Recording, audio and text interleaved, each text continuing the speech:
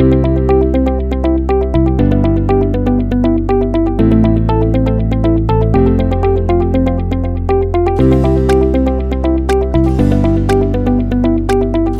right. We're live. Awesome. Hello, everybody, and welcome to the closing session of the Remote Work Conference. I'm Tala. I'm going to be your host, and I'm a consultant here at Cosmic Centaurs. I can't believe that the last session is actually here and that it's the last day. So before we start, I would like to say thank you to everybody who's attended, supported, liked, been a panelist. It's been really remarkable, and we're overwhelmed with lots of gratitude, that's for sure. So as some of you may or may not already know, the theme of this particular conference is all about the future of work, and specifically the impact of remote work on the post-pandemic world. For our last session, we wanted to make things a little different, and so we decided to do this one in the form of a debate. So we'll use this to close out our conference, and in today's debate, you're going to hear from not 3, but 4 speakers arguing for or against remote work. We have 6 motions all about remote work, and I'll read out a description of them. The speakers will give a thumbs up or a thumbs down to state whether they are for or against the motion, and share some justification and reasoning behind it. So I'm hoping things get exciting and we have some fun counter arguments, and that you'll find this a fun and insightful format. So as usual, before we begin, just a couple of reminders and housekeeping things to keep in mind. You're welcome to ask questions to the speakers. I'm hoping that we might have time for 1 or 2 at the end, but if not, if you leave them in the comments, I'm sure they'll be willing to respond. And also don't forget to give this video a like and to engage with it and to share it with anybody who you think might be interested in hearing all about remote work. Finally, you can use the hashtag Cosmic Conference to keep up with our conversations across social. So we're on Twitter, LinkedIn, and Facebook, or anywhere else you'd like to share. Now, without further ado, let's get started. I'm really excited today because first up, it's worth mentioning that we flipped the mic on Marilyn. I'm going to be moderating this session, and she's going to be a speaker, which will be super fun. And she hasn't been introduced yet, so it's with immense pleasure that I have the honor of presenting Marilyn to you. She is the CEO and founder of Cosmic Centaurs, has experience in organizations of all sizes. She knows how to bring the agility of small startups to big corporations, and she did this successfully when we worked together at Amar, where she was both the chief marketing officer and head of Dubai Opera. Marilyn holds an executive MBA from INSEAD and has spent about 10 years in the tech and startup world building and running digital native companies. So Marilyn, really happy to have you as a debater in this session. Thank you. It's really nice to be on the other side and not to have to worry about, hurting all of the panelists. This one's on you. Not at all. Don't say that. We also have Carmit Glik with us. She is the Global General Manager and Europe Chief Executive Officer at Cogoport. Carmit has a track record of executing large-scale global projects and initiatives. She's established operations and new businesses in multiple countries, including China, Italy, and Denmark, and the Netherlands. And recently, she moved her entire team to remote work and is excellent at redesigning and creating new businesses or processes. Thank you, Carmit, for joining us. Thank you. Thank you for inviting me. It's a pleasure being here. I'm super excited about this panel, so looking forward. Oh, and I think we lost Tala. That's brilliant. So I'm just going to take over from her on this one. Also here with us is our dear friend and professor from INSEAD, Joe Santos. He's an affiliated professor of practice and global management. And after spending 20 years in the managerial world, Joe moved from Italy to INSEAD and devoted himself to scholarly work, a dream from his youth. Joe's research and teaching focuses on the management of the multinational enterprise, particularly on the management of global integration and global innovation. In addition to his position at INSEAD, Joe has served as a visiting scholar at MIT Sloan School of Management and as a professor catedrático convidado. You're going to have to explain what that means at UCP in Portugal. I'm really glad to have Joe with us today. And Wonderful. Then yes? Nice to be here. Last but not least, we have Sonal Bahl, a career coach and founder of SuperCharge, a career advisory firm. Former HR director, she has served for almost 2 decades in HR leadership roles in leading firms like GE, PwC, and others in Europe, Asia, and Latin America. Sonal has lived and worked in Chile, Belgium, France, India, and Uruguay, screening over 250,000 resumes. Whoa, that's just a number that blows me away, and conducting over 5,000 interviews in 3 continents. She's helped recruit, build, and evolve highly talented teams from large companies like GE and PwC, mid-sized family-owned firms, and startups. And I have like a particular gratitude for Sonal, because she's actually the person who taught us how to use this streaming platform and who made it so easy for us to get this virtual conference going. So lots of gratefulness for you for that. And maybe I can, now that Tala's back, she can take over again and moderate us. Thanks so much for that, Marilyn. Sorry, just had a quick glitch. So as mentioned previously, for those of you who've been attending, this is going to be different. I'll be reading out the short description of each motion, ask panelists for a thumbs up, thumbs down, and then hear what they have to say. So let's get started with motion 1, collaboration. The office is where teamwork takes place. Complex discussions, decision-making, creativity, and innovation cannot occur without co-location. Do you agree or disagree? Oh, it's an even tie. Okay. Carmit, maybe we can start with you and you can tell us a little bit about your stance.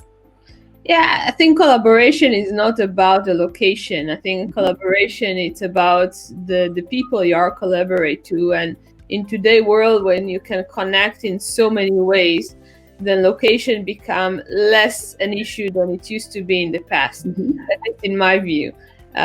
So I do think that collaboration is about the people rather than the location. Super interesting. Thank you for sharing that. Marilyn, maybe you would like to share your thoughts on collaboration. I know it's something that's really important.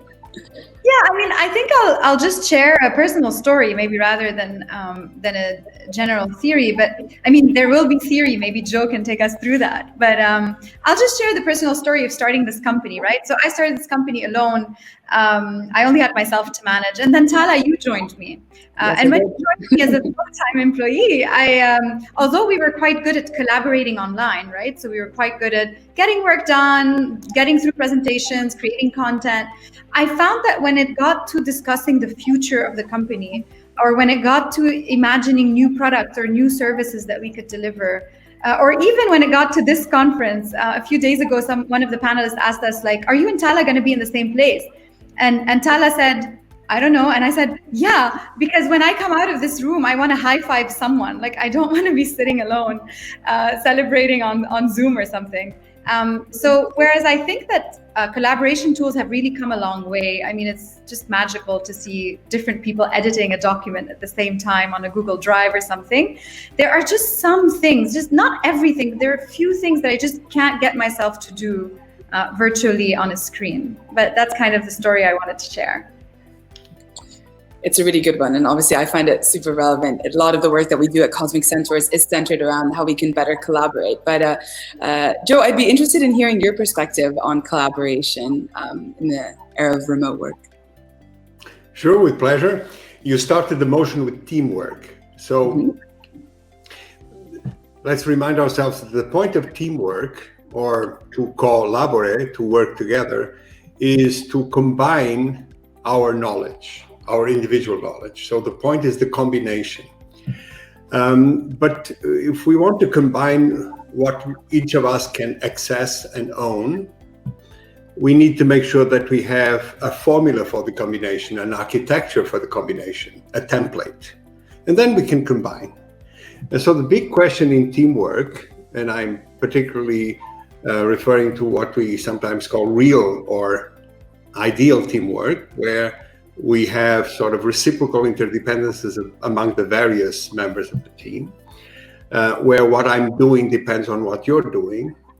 That's when the knowledge about the combination may not be there. Everything that has to do with discontinuity, with change, with dynamics, that often calls for a different combination. So if we are repeating a combination that we already know, if we are playing a play that we have played before, if we're doing routine work, if we're doing structured work together, then co-location is not required. But if we are doing a play that we have never played before, if we are writing the script as we play the play, then co-location is absolutely required. So we need to relate collocation with dynamics and dispersion with statics, collocation with unstructured processes that we have never done together. And often when we work, for example, or study virtual teams in multinational companies, there is an earlier point and some midpoints where people get together, and often what they do when they get together is indeed to structure the work, to decide what is the combination.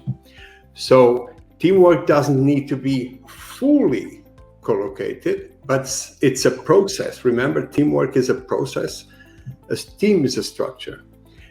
And in that process, there are moments where you need to be collocated. The advantage of being collocated in an office is that the office is the commons, the shared place.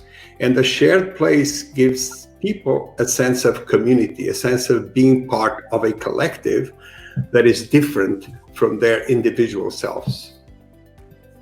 Absolutely, I couldn't agree more. And something I'm going to go out on a limb and say, when you were talking about building the play, writing the script as we play out the play, reminds me of the mutual adjustment, something that it's a type of coordination that's needed for such highly complex tasks. And when we're co-located, it makes that type of collaboration easier.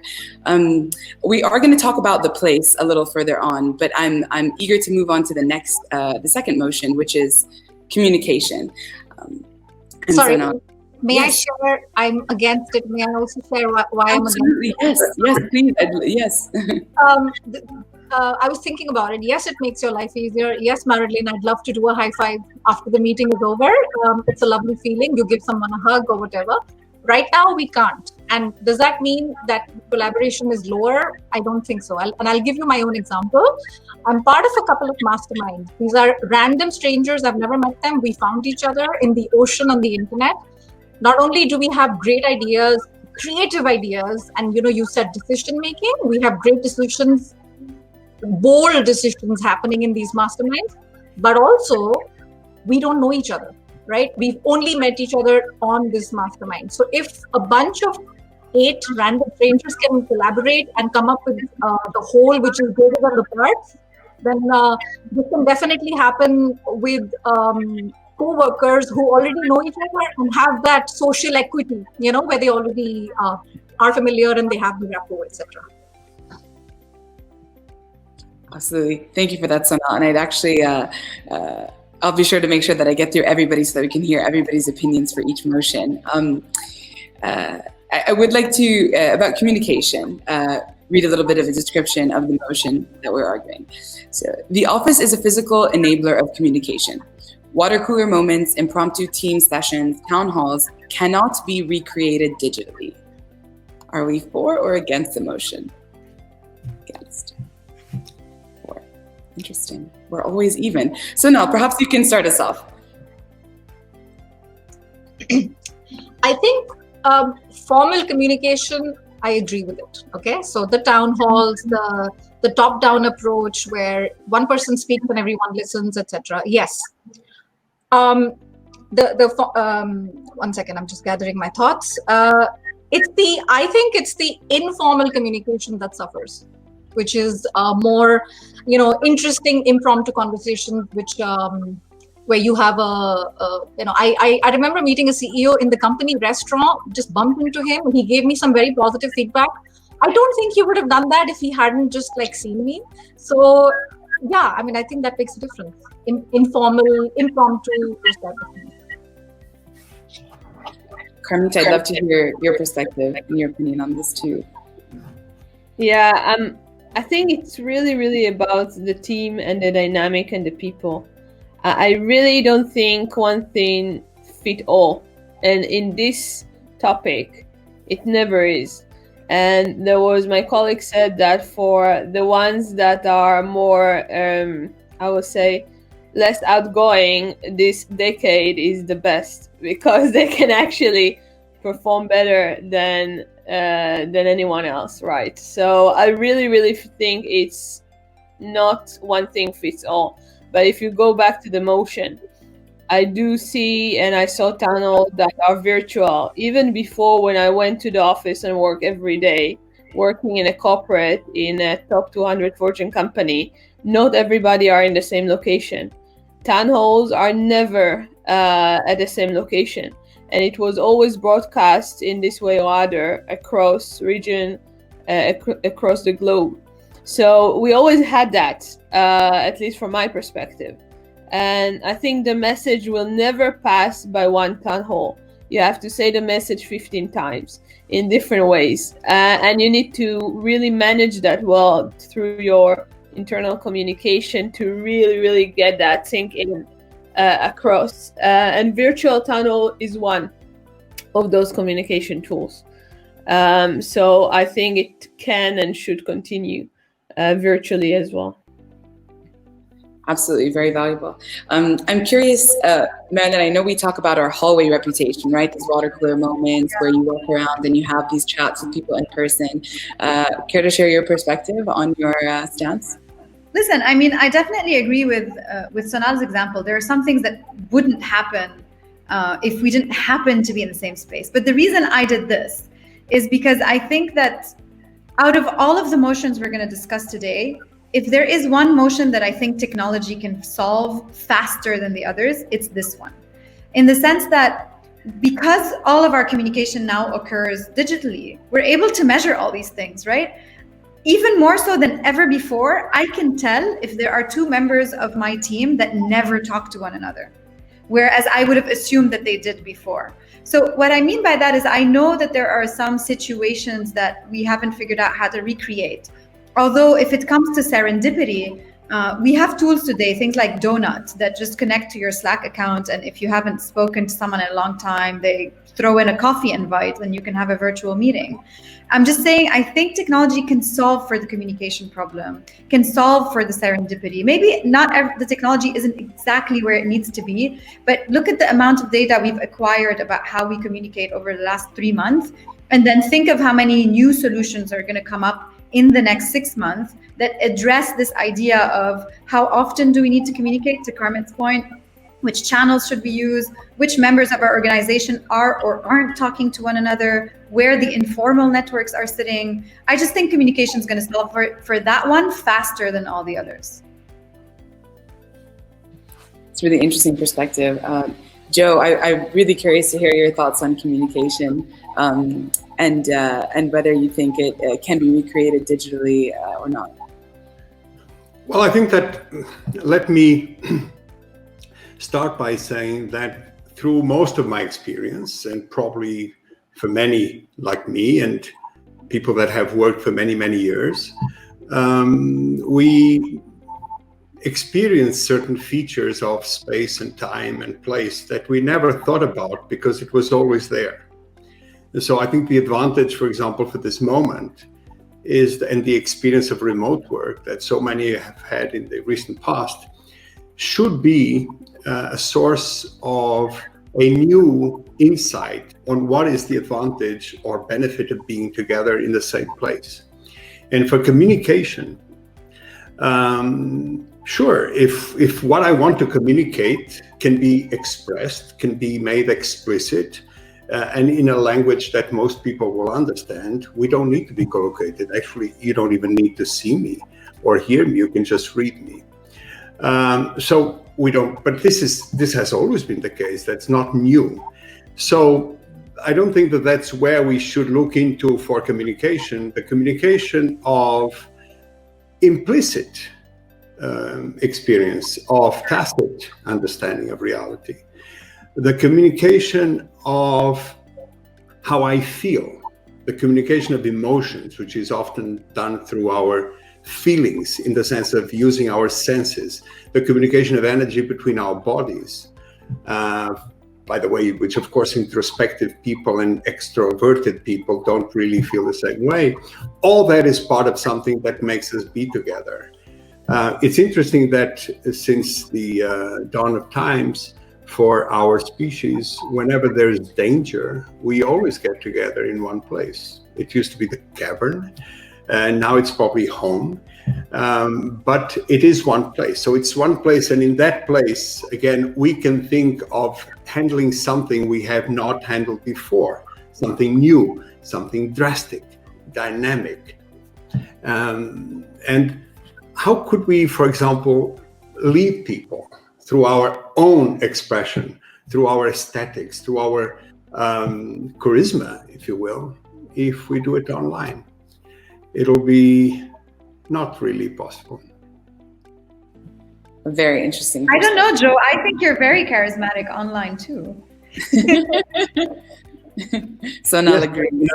Sorry, Tala. So it's just a moment. So the importance of random encounters has been studied since the 70s by Alan at MIT.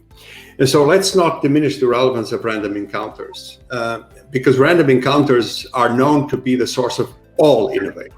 So contrary to common belief, it is not us that innovate, it's circumstances that are the stage through which we innovate. And random encounters can actually not be simulated, because a random encounter is not something that I initiate. A random encounter is something that circumstances make happen, and actually tend to be moments that I did not expect would occur, where the communication with me is initiated by the other, not by me, or by something that happens around us, right? For example, a window opens up suddenly in a room and everybody turns to the window. And in that moment, something may happen that was absolutely uncalled for and unexpected. We cannot simulate that at all through digital means, actually. It's not a matter of technology. It's a matter of interaction with the physical world that we share. Very thought-provoking insights. Thank you for sharing that. I think you've definitely left a lot of people reconsidering how they define certain words, how, you know, whether innovation, they also agree that innovation is circumstantial. So thank you so much for that and for everybody's stance. That's awesome. Our next motion is about culture and alignment. It is said that the office makes a company's culture explicit. The proportion of collective to individual space, where people sit, the interior design choices, etc., are all artifacts of a company's culture, and it communicates that implicitly. By sharing a space, we also become allies. We cannot recreate this when each person is sitting in a space of their choice. Do we agree? Or are we against the motion? We're for the motion. A unanimous for the motion. Oh my goodness. I guess I'd still be curious to hear everybody's perspectives. Marilyn, would you like to take a start? Yeah, I mean, maybe I'll just take one perspective, obviously, because I think given how diverse we are, we'll add up to that. I'll start with my perspective as an architect, because that's an easy one for me, right? And I think that architecture has communicated meaning since the beginning of time, right? Actually, architecture communicated all the important events, culture coming together, who rules us, who doesn't, the size of bread. I mean, there are so many things that architecture communicates in terms of convention and how we measure the world, so to speak. And so I think that, I mean, the first thing I did when we started our company and I created this office was to put these little comments. I'm sorry, I'm just gonna, and that's because we're cosmic, right? And that's not something I could have communicated with a virtual background as hard as I tried. And I think there's these elements of, and Joe spoke about that earlier in terms of, yeah, it's easy to communicate what is explicit, but how do you communicate what is implicit? And I think space is one of the ways in which you communicate implicit things. I mean, every company I've worked with or consulted for, when you walk into the space, you understand things about them that it would take you 7,000 interviews with their employees to figure out if you didn't get the opportunity to do that. So I'll leave it at that perspective, although of course I have many more opinions about this, but I'd love to hear from the rest of the panelists. Yes, absolutely. Carmit, I'd be interested to hear from you. I know that your team operates predominantly remotely, if not entirely, I believe. So maybe you can tell us a little bit about why you also agree with the motion. I agree with the motion because, again, we cannot do everything virtually. And the reason for us that it was easy to go remotely, first of all, it was the situation with the pandemic. So there is, that is a situation we need to deal with. But the reason it was fairly easy for us is the fact that we worked together very closely for a year and a half in the same office, right?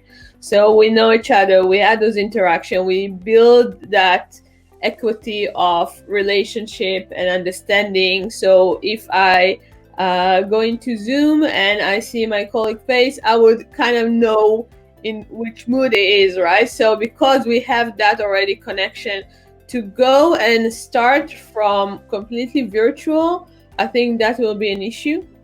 I don't think it's completely impossible, but it will be much more difficult to actually create the same performance, the same relationship, the same attitude towards each other. So that's why you saw that I was for this motion, because indeed I am advocating remotely, but there are certain things that you can do only when the team has actually been together for a period of time, and then you can do that. Otherwise, again, I didn't experience it, but I think there will be severe challenges to start immediately doing full remote location. Very interesting. Thank you. Thank you for sharing your thoughts. Sonal, I know that your background, you have quite a bit in HR. I'm really curious to hear your perspective on it if you'd share. In fact, I want to tie in with what Carmit said. I'm going to answer this question with a couple of examples. One is related to new hires. You can say whatever you want to say about how technology helps. I have this client who's quite senior and in Belgium, and he did a new hire. You know, when you bring in new hires and you speak to them for an hour, talk about the company, etc. There was a bunch of like 10 new hires, and they left the room very energized and very inspired. Like, that's the feedback they gave. He had a new hire orientation on Zoom last week. He said the moderator struggled to get questions out of these people. They're new. You can't force trust, right? They don't know, the safety is not there. And it was, in his words, a very dead sort of session. So first of all, I think the new hire thing will suffer to some extent, which is very important for the culture because it starts for them. It starts somewhere. The other thing I want to say is, if you look at the Gallup and the Spencer Stewart surveys on engagement pre-COVID, they say anything from 30 to 40% of the working population is disengaged. I'm pretty sure that number is going to skyrocket with what we're going through today. And having worked with a few, collaborating with a few career coaches right now, I can tell you for sure, including myself, we are bombarded with high performers who have had time to realize, actually, I don't want to go back when everything is done and I have to go back physically to the space. I don't like my job. So the disengagement is being accentuated, if you can say that, for the moment, and which is a big worry for companies. Very interesting. Thank you for sharing that. I think from the career coach perspective, it's also super fascinating to hear that employees maybe won't be interested in going back. And actually, thank you for your point. I believe you did answer a question that we did get from Mark about the onboarding process. So if anybody has questions, feel free to continue. I'm hoping that we can get to them towards the end. But before I move to the next motion, Joe, would love your perspective on this. Well, I don't have much to add. I think that the fact that we are together in a particular space that has certain features, indeed, the office tends to be an expression of certain beliefs and certain principles that often come, by the way, from the founder or from the leadership at the time.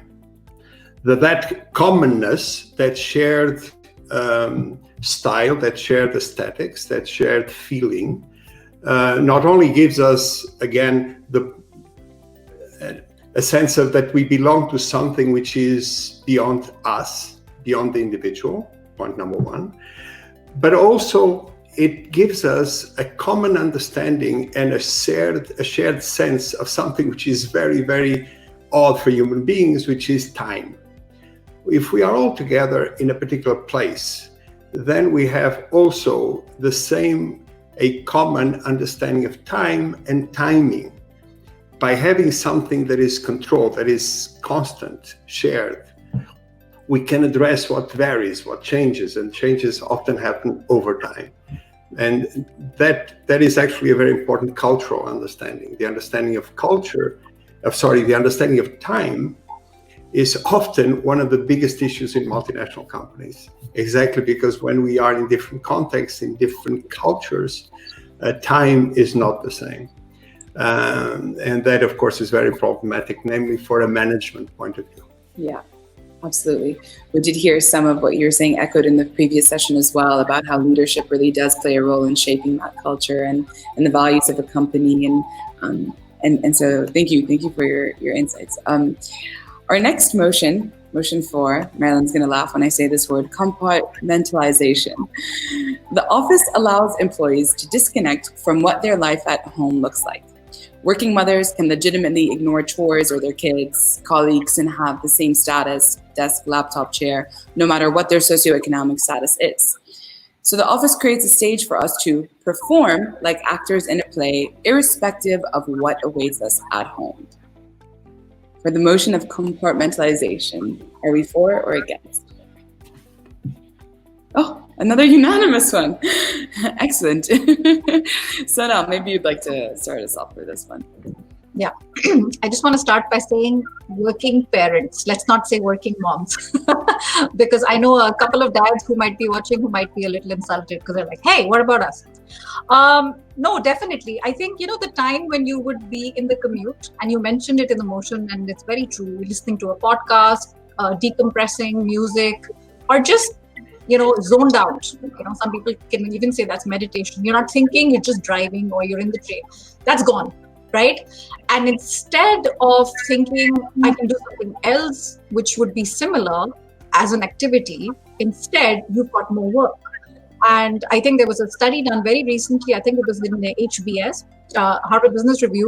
The average work week is longer by about 4 hours. And I'm pretty sure it's much more than that in reality. So the tough thing now, which is coming up for a lot of people, is the art of saying no. Right? Because it's like, yeah, I know you're sitting at home, just do this for me. It's due on Monday or, tomorrow. You don't have to commute an hour and a half from Paris to the suburbs anymore. So, just a little bit. And then it piles up. It's not that one thing, right? It's the domino effect of it. So, yeah, I'm completely in agreement as a working parent. Yes, working parent. Thank you for that. And absolutely, the lines are blurring. Carmit, I'd love to hear your perspective on this motion.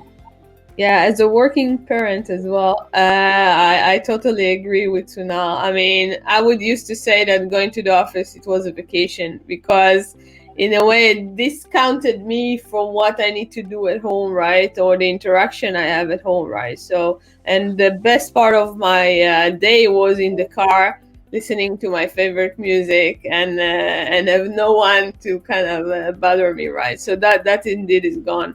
And I, for myself, didn't realize that till Sonal said it. So I do need to kind of find a replacement to that, because I think it is needed. But indeed, it's so convoluted that you work at home and the children are at home. So if they're at school or somewhere else, then I don't see it as a major issue. But when they are at home and you are supposed to also work normally, and then you're also supposed to do the parenting part together, this is where it's become super challenging. I mean, super challenging. And I'm not sure I found the magic, I would say, tip to kind of fix that. But this is not something I'm looking forward, to be honest.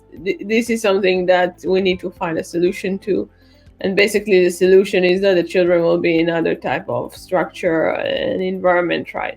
But altogether it's impossible. I think, Carmit, the only solution is a proper vaccine, I swear.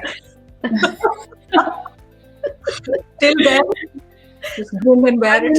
But till then we have, let's say, a year, right? If I'm very, very optimistic, let's say a year, and we've been going through 6 months. So a year that we still need to be productive, and even more, I would say, with all the challenges that are around us, we even need to be more creative, more productive, more to find ways.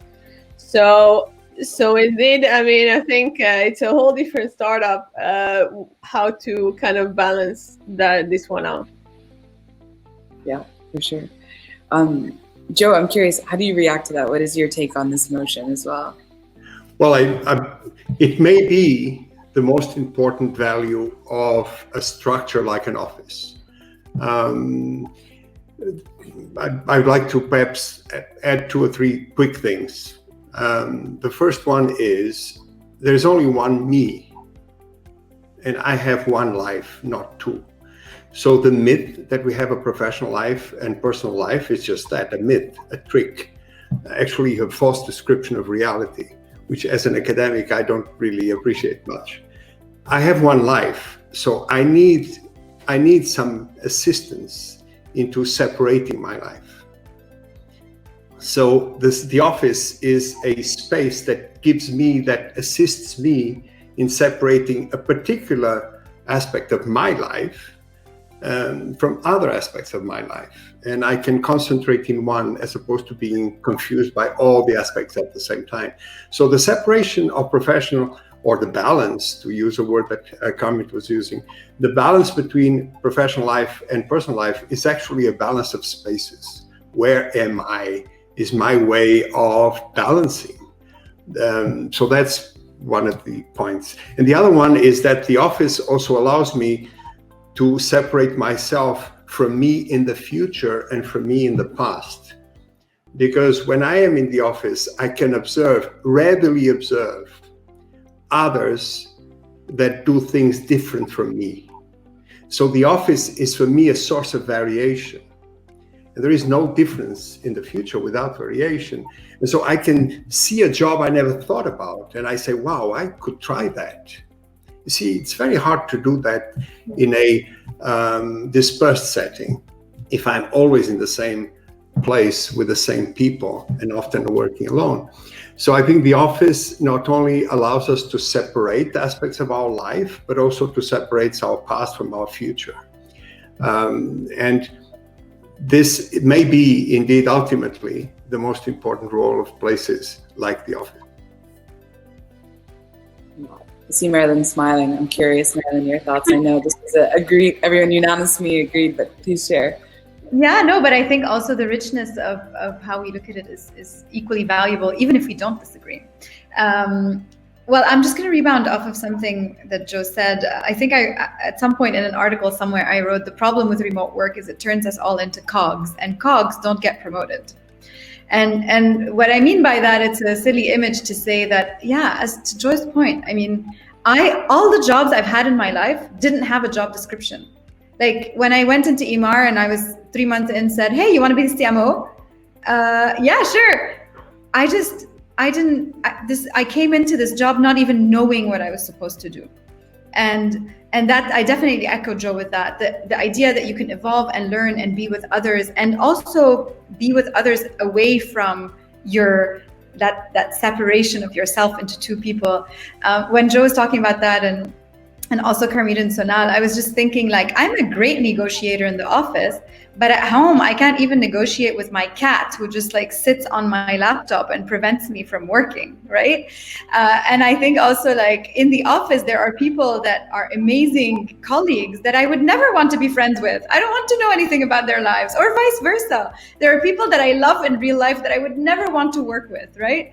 And it's just that idea of the stage, and just of the fact that you can express different sides of yourself, and you can try to work on some of these things, right? Maybe you're failing in your relationship, but at work, you can try and be a better person, a better manager, and maybe some of that will come back into your personal life. All the lessons that I usually share with my teams, I say, I'm not teaching you this for work. You can use this in your relationships, but it's just the idea that you have a space, almost, I want to say, not to sound too philosophical, but of forgiveness. That, like, when you walk into the space, or if you start a new job, you get to experiment with who you are again and try to be someone different is something that I think is really treasured. And at home, I can barely get Millie to get off my laptop. So definitely, I'm a big office person. Absolutely. I'm eager to move on to motion number 5, which is all about personal branding. And I know we talked about this a little earlier, but we say that the office is a space for your hallway reputation. Being physically present, an employee can demonstrate commitment, performance, the ability to rally and influence others. Are we for or against the motion? Oh, I'm not sure what Marilyn says. Oh, Carmit too. Joe, maybe let's start with you. Sure. There's some research, for example, that has been done on remote work. And in particular, in certain circumstances, like a study done by Bloom and other academics out of Stanford, they've studied a company where they could compare at a certain moment in time people working in an office and people working remotely doing the same thing. And sure, they saw, for example, an increase in productivity in this particular case. And the increase in productivity, actually most of it came from more time at work per day. So the productivity per hour didn't really increase that much. There was an increase in productivity per day because people worked more hours.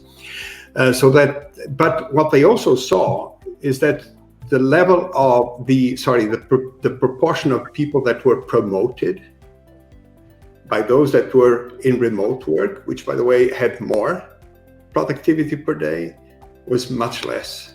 Yeah. And the people in the office were promoted.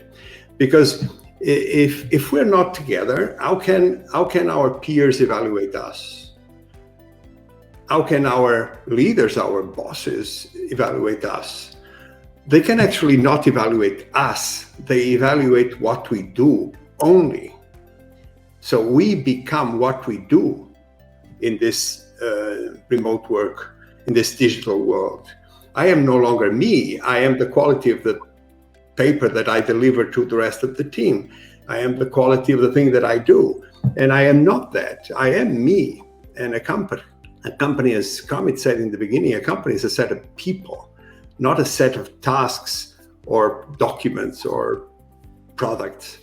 And so I think that this idea that I am me and the place where I can show who I am is together with other people is part of our nature as human beings. Technology won't change that. Or if it does change that, we became inhumane. And I don't want to become inhumane. Maybe Carmit, you can take over here. Tala needs to run, get her charger. She's going to be right back with us. Right. This is the amazing stuff, live production. Carmit, walk us through your answer. The reason I agree, and I totally agree with Joe, but also kind of halfway, is because if we are talking about personal branding, today personal branding is not only done in the office. Today personal branding is done on social media, if it's LinkedIn, if it's Facebook, if it's Instagram, if it's what we are doing right now. So today social branding has developed much more than the office walls and location. And I totally agree with Joe, but on the other hand, if you do not create that personal branding on social, on the virtual media, you are also do not exist so much inside the office either. So I think today there is a kind of, it's complementary. Let's say so, the social media and the social branding and who you are and personal branding into the office space. Yeah, I definitely see your point on there. Sonal, actually, I was going to ask you to contribute because you're a brilliant personal branding person online. Thank you. I do agree with the hallway and random, bumping into someone, etc. I did say that earlier, and it's helpful. And just to piggyback on what Carmit said, I think this is a brilliant opportunity for people who have been shy when it comes to their personal brand, which is a very fancy word, right? It's the art of differentiation. That's what it means. I love the way you've worded the motion because you've written commitment, performance, ability to rally and influence others. What is others? And I'll give you two examples. I have a client pre-COVID and a client post-COVID, one in London, one in New York. Both are happy with their job. They're not disengaged, but they want to be taken a little bit more seriously and have more thought leadership and political, kind of maneuvering things so that when they speak, they get taken a bit more seriously. And the power of a platform like LinkedIn, Carmit, you're absolutely right. And I love that you said that.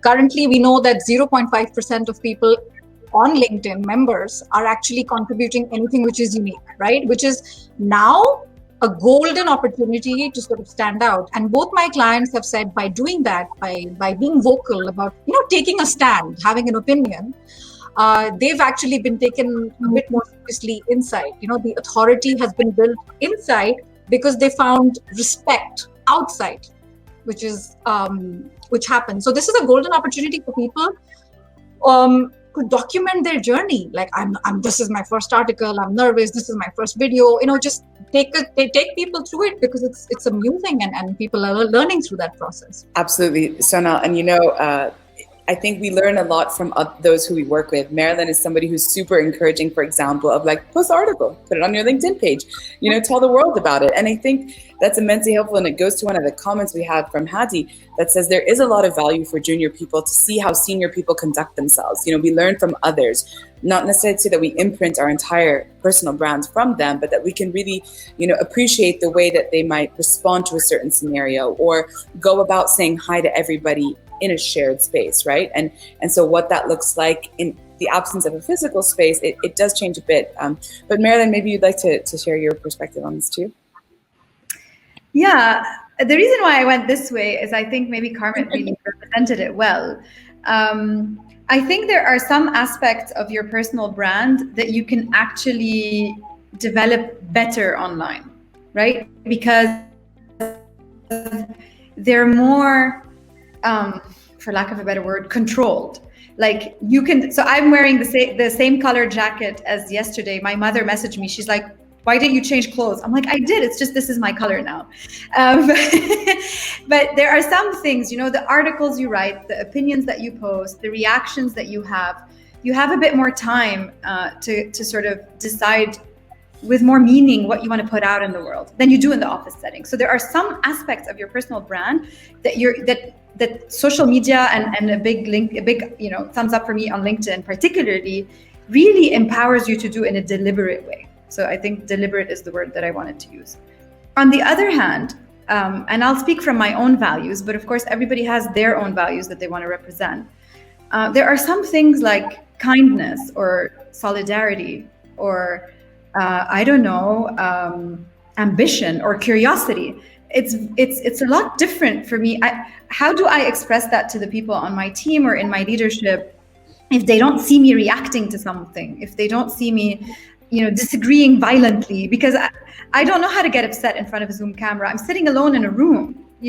I would just feel ridiculous doing that. And I think there are some aspects of your brand and the things you truly believe in. It's just, I still haven't found a way to express them in the virtual space. So this for me was, some aspects allow you to amplify your message in a much more meaningful way. And then there are some parts of who I am as a person and as a brand by consequence that just get lost. I don't know how to express them online. So that's kind of We're over to motion 6. I'm going to take over from you in case you have a little problem. So I'll read motion 6, and that's the last one in our debate.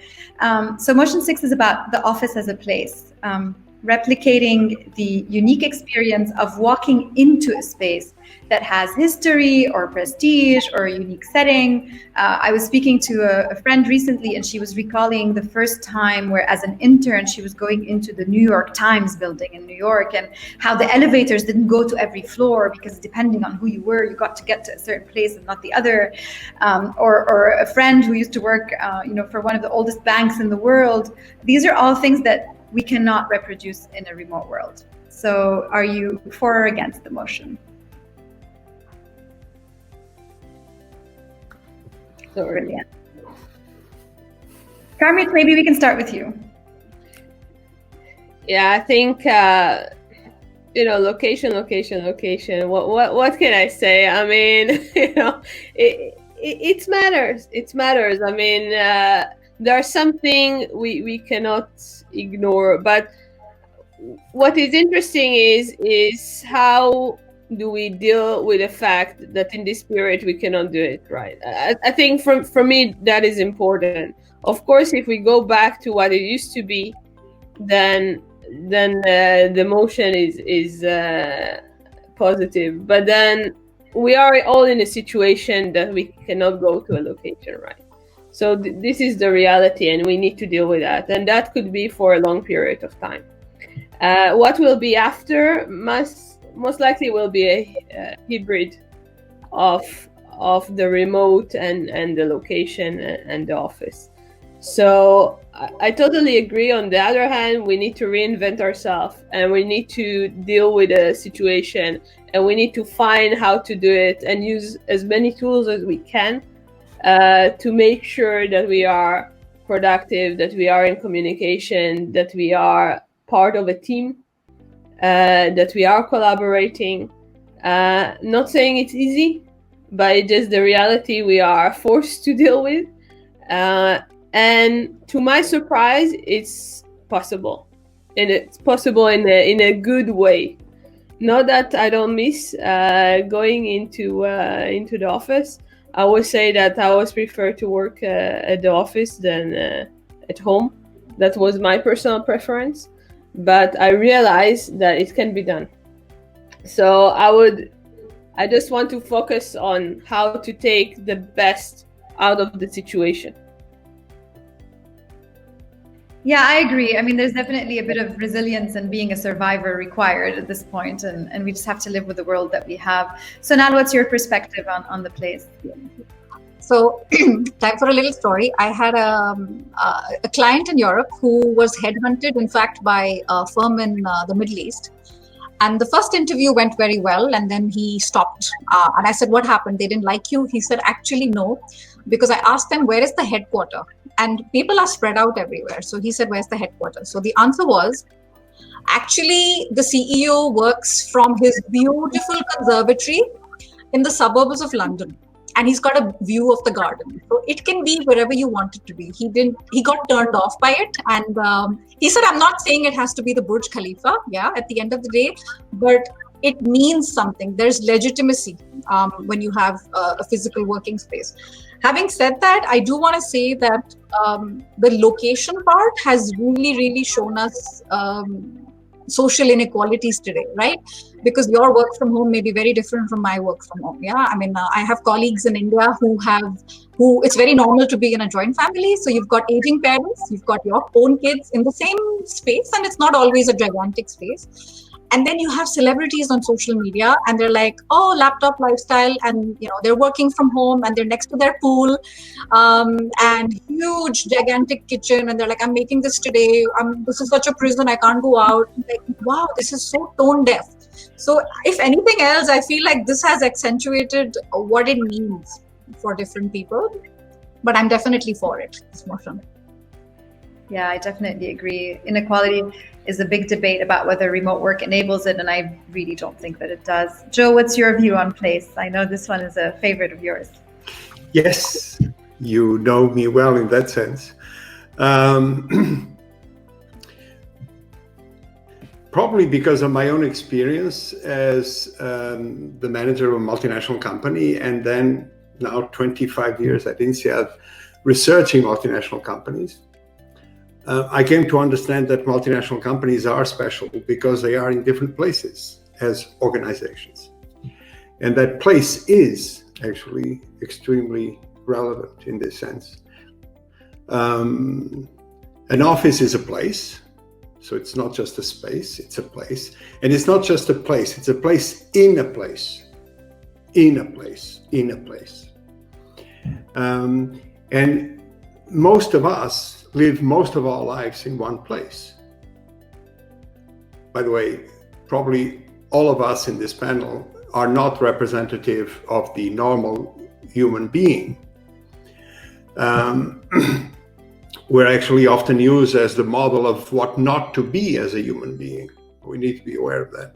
And one of the reasons is that we actually move continuously from place to place. Or we are not in our regional place, or we are in a place where people don't actually know us. And therefore we may need a brand. And the brand actually may be fake because we may actually not be who we are, that someone prepared us to be, because nobody knows us. And a place, you see, so geographers have, of course, care for places and space for many, many decades or probably centuries of study. A place is not just a space and time. So a place is, of course, the space, but it's also the people in the place. I'm from Porto. Porto is my hometown. But when I think of Porto as a place, I see not just the buildings and the sea and the river, I see the people there, the people that live there, and I see the history of Porto, the history from I don't know when. So a place is a combination of a space, of the past and the future to be, and the people. And that's what makes a place special, unique. And although time can actually substitute space, for example, this conference is a good example. We're not in the same space, but we are in the same time, and therefore we are in the same conference. We're not in the same place. And that makes all the difference. So place is indeed something that we need to look more into. Again, because most of us, not us, but most humans and most professionals live most of their life in one place or in similar places, and often in the same company, in the same office, they may not be able to appreciate the role of place. So we, in this case, we in the panel, and all like us, a bit nomadic people, we are the ones that need to be able to tell the others the importance of place. Yeah, that's beautifully said. I don't think I can follow that with anything. Yeah. I'm sorry. Do you want to jump to the last question? Yes, I think it's time for our last question that we ask every panelist. Tala, you want to take us away? Yeah, absolutely. So this question has been super insightful in understanding how people perceive the future of work. So I'd like for you to complete the sentence. The future of work is... You can share a word, you can share one or two. Sonal, would you like to go first? Sure. It's a little eccentric. It was George Michael, George Michael from Wham. It was his birthday last month. So the future for me is Wham. So it's WHAM. I have a bit of an acronym fetish. So W stands for more women in the workplace, particularly in the middle to top layer. Definitely sure it's going to happen, not just because companies are realizing it's more profitable, but it's also the right thing to do. H is hybrid. So a combination of, and I know Carmit, you said that, workplace and also remote, but the choice has to be there. For me, the operative word is choice. The A is age. People are living longer. Linda Grattan, 100-year life. So it's going to go on 70, 80. So we need to acknowledge that in our inclusion. And M is machines, right? So retail, airports, more contactless sort of, entry and machines are helping us in all those aspects where we can bring in more care and more empathy and creativity and leave the rest to machines. So for me, the future is WAP. That was awesome. Thank you for that. It's our first acronym, actually. So maybe then, Carmit, you can answer next. The future of work is? Yeah, I cannot be as inventive as Sonal, but I will try my best. I think the future, or let's say that it's my hope that the future of work will be blind to gender, race, age, and any other discrimination out there, and be focused on performance, on deliveries, and growth of the human beings. Brilliant. Joe, the future of work is? Work. Know that from me. Well, you see, let me take advantage of being the dinosaur in the room. Work is work. And is it always the same? No, it is always changing. I can remember when I started to work, which was actually 50 years ago, a bit more than that. And the work was so different from now. I was programming computers 50 years ago, which many people may actually not even believe that computers existed 50 years ago. I've been involved with digital since I remember my professional life. So is it the same now than then? No, it's so different. Was it then the same as perhaps 30 or 20 years before? No, it was so different. But you know what? Work is always work. And so the future of work will be work. 20 or 30 years from now, nobody will use the word digital because it will just be work. Yes, it's changing all the time, but believe you me, work is work, fun is fun. Some people find, some people love their work. Their passion is their work and their work is their passion. I'm one of those. I am so fortunate that I actually have always been able to choose to do what I love. But I understand that most human beings that need to work don't have the fortune I had. They cannot choose to do what they love. And that's unfortunate. So we need to make sure that whatever work will be, it will be something that will bring more happiness, more fun to more people. Absolutely. Actually, Joe, you really did steal that from me, because Tala was asking me before the panel, what are you going to answer? And I said, work. In the sense that, similar to you, so now I'm going to pick another one because I had a backup plan. But similar to you, I think things change all the time.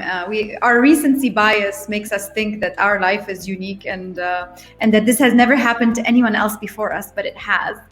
People have had to go through big disruptions and transitions a million times over, and we're just one more of these.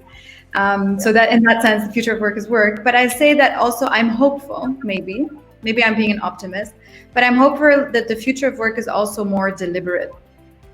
I think the pandemic has given us an occasion to think about how we structure things, how we communicate, how we value people, how we engage them, how we align everybody, how we build common stories and myths to rally behind.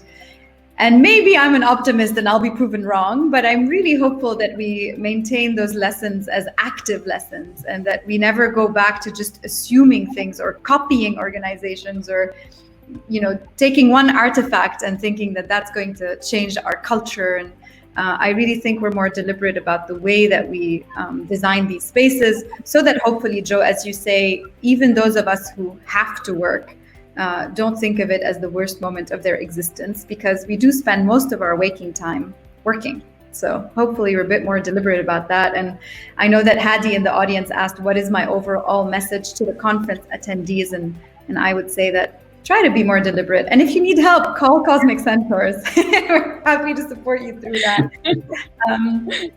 Thank you so much.